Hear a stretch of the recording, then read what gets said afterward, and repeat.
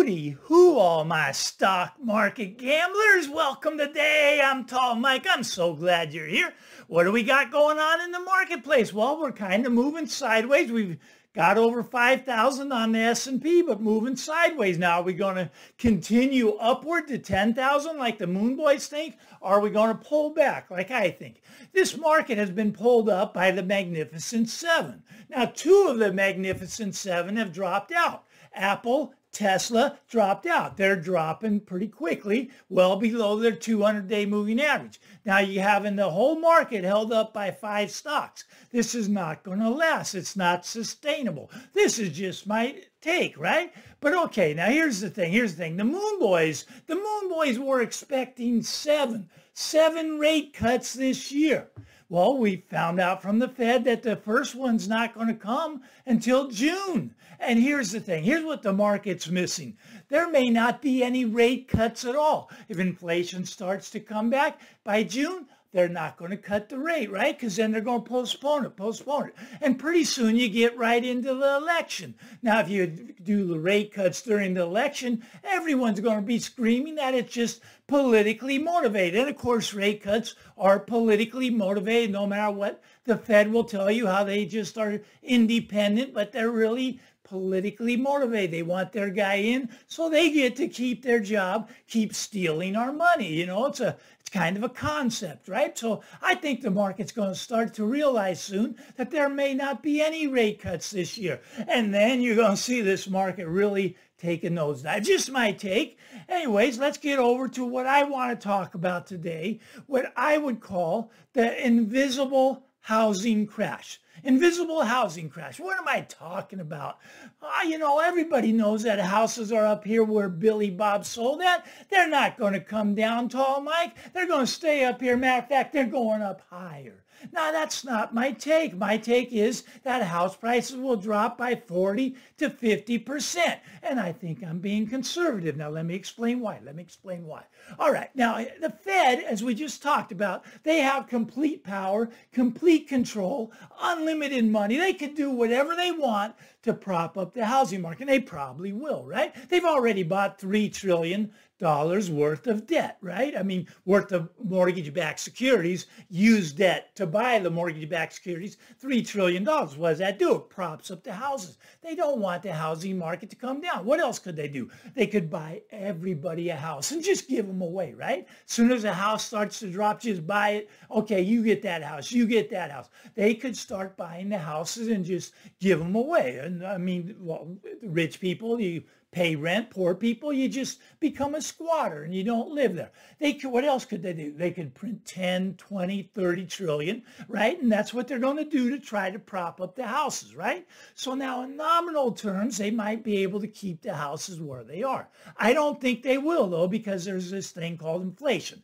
Everything that I mentioned is inflationary. If they do any one of those things, inflation will just go to the moon. Now, there's where the Moon Boys should be betting on. Okay, so I don't think the Fed's going to do that. I think they will drop in nominal prices. But what I want to talk about is real prices of the housing market, priced in real money, not in the currency that we carry around with us. You see, they can print as much currency as they want, but they cannot print real money. Okay, this is gold. And this is silver. Now, silver, this is fascinating. American Eagle here, right? American Eagle. Maybe you can see that. Okay. American Eagle, you can now buy these at Costco. Great deal at Costco.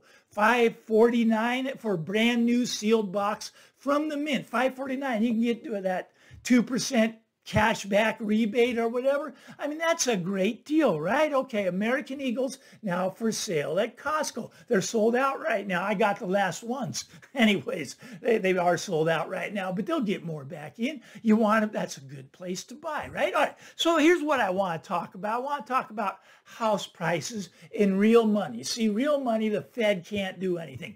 In real money, they're going to drop by at least 50%, probably closer to 80%. But Mike, that's impossible. What are you talking about? All right.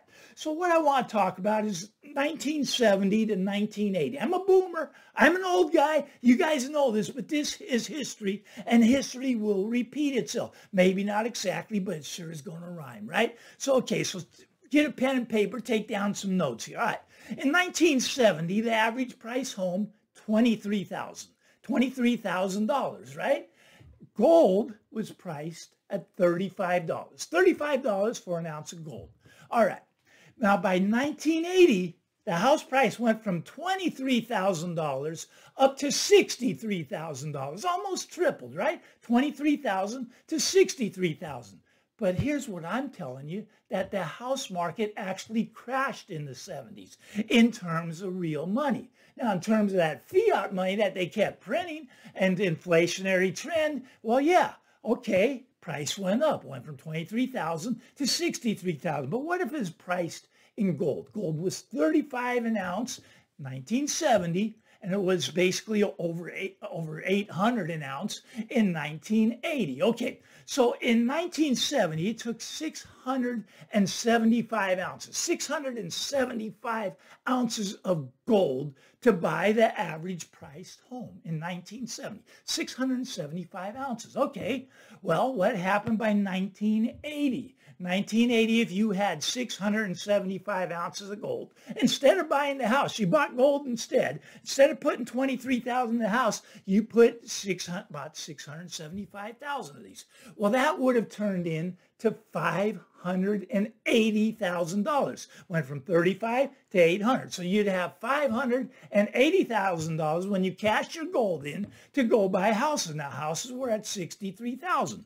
So the same gold could buy 9 houses. So 9 houses, basically a 90% drop in real money, 90%. You could buy one house in 1970 with 675 ounces. The same 675 ounces in 1980 could buy you 9 houses of the average price home. Okay, now that went from $23,000 was the average cost to $63,000 in 1980. So the nominal price went up, right? The nominal price tripled, but in real money went down by 90%. If you do it with silver, it just gets out of hand. I mean, the numbers were off the chart. Silver in 1970, $1.27 an ounce. See, this says $1 on it. In 1970, that was pretty close. It was $1.27. And by 1980, that was $52. So 18,000 ounces of silver to buy the average price house in 1970. And by the time you got to 1980, it was something like 800 ounces of silver to buy the average price home. So that was even a bigger drop, like 20 houses, 20 to 1, right? 20 to 1. So it really dropped. I mean, it dropped like 95% because you could buy 20 with silver in 1980 when you could only buy 1 in 1970. And we have the same phenomena going on right now, today. Now, compared to the amount of money printing they've done, this is the cheapest asset on the planet, right? You can get one of these for about $25. You can get them at Costco now, $25. My contention is that it'll take 500 of these to buy the average price home. Now, what if I'm wrong? Well, you invested 25 times 500, you'll be sitting on $12,000 of silver, right? If I'm wrong, you got $12,000 of silver. And that could drop. I'm not saying silver is going to stay at $25. So if I'm wrong, you could lose all that money. But if I'm right, you could get a house, right? You could get the average price home. What's that selling for right now? About $400,000, rough numbers. That's just called 400. Okay. So anyways, 500 ounces is going to turn into 400,000. Well, the house probably going to get cut in half in nominal terms, and this is going to shoot up in nominal terms. But this is real money. You see, the Fed cannot stop the invisible housing collapse. They don't want you to see the housing collapse. They don't want you knowing about real money. They want to keep you in their fiat system so they can print trillions and trillions of dollars. And with all the money printing, gold, today's price, it's about, I don't know, 2,100 right now, just shooting up off the charts because people are catching on to what the Fed's doing. The Fed's going to print money into oblivion. They have to. They're printing $1 trillion every 90 days, every 100 days, I guess it is, every 100 days. $1 trillion every 100 days. Pretty soon it's going to be every 50 days. Then they're going to print $1 trillion every 10 days. Then it'll be $1 trillion every day. You see, but in real money, that house is going to get so cheap. cheap. It's going to be 90% off, not 40 or 50% like I talk about. That's probably what's going to happen in nominal terms, but in real money, it's going to be 80, 90% off. And right now, you know, people do what you want. This is just what I'm doing. This is not advice. You do you. You want to go out and buy a house right now? That's great. Go out and buy a house right now. What am I doing? I'm sticking away 500 ounces of silver so I can go pick up a couple of rental homes and maybe rent those out. I'm an older guy, don't like tenants much, so I'm not sure what I'll do. But I'll do something like that. Maybe I'll pay someone to manage them. I've managed properties all my life. It's really not that fun, by the way. But gold and silver, real money, the Fed cannot stop the invisible housing collapse. Not just a crash, it's going to collapse. It's going to collapse 80, 90% against real money. Now, against that fake currency money, could they print 50 trillion, 100 trillion, 200 trillion? Absolutely. Could they keep the house the same? Absolutely. Could they make the house double from here? Absolutely. But in real money, they can't do a thing. House prices are going to crash, and they're going to crash hard in real money. Now, not a lot of people know this, but a lot of people don't understand it. A lot of people say, but Mike, that's impossible. That could never happen. That was back in the 70s. You're just an old boomer. You're just an old guy with a computer and a microphone, right? Look at house ratio, house income, the income you make to the value of the house. This bubble has never been bigger, right? And in nominal terms, off the chart. You can still get out close to what Billy Bob got out at. But if you aren't careful, that invisible crash is going to come fast. It's going to come hard. Already taken off. I mean, what's gold up? 150 bucks just in the last couple of days? I mean, people are catching on. Costco's catching on. They're now selling American Eagles. Get them online. They'll deliver them right to your house, right to your door, sealed from the mint. Best deal I found is on Costco. Now they're sold out. They sell out like that. Why do they sell out like that? Because the public's catching on. The public will buy every ounce of silver Costco can get their hand on. They're sold out of gold. They'll buy every ounce of gold Costco can get their hand on. Why? Why? Because it's going to go up in value. Because they're going to print trillions of dollars. They're just going to print it into thin air. I mean, it's just, it's incredible what they're doing. It's irresponsible. You have to protect yourself. You do what you want. I'm telling you how I'm protecting myself. And this is with real money, real money. I mean, it's the only thing that's real money. Fiat money is not real. It's not backed by anything. Now, I know you guys love Bitcoin, and maybe you'll be good with it, right? I think it hit a new high yesterday or something, right? 69, 70,000, right around there. Okay, if you had bought 10 Bitcoin when it was $1, you could go out and get a house right now. I get that. You could get a house for $10 if you could go back in time and buy 10 Bitcoin for $1 each. Now, the scary thing for me with Bitcoin, could go back to $1 each. I know I'm going to get a lot of haters from the Moon Boy on that one, but look it, I don't really trust it here. You know, 70,000, you want to take your shot there?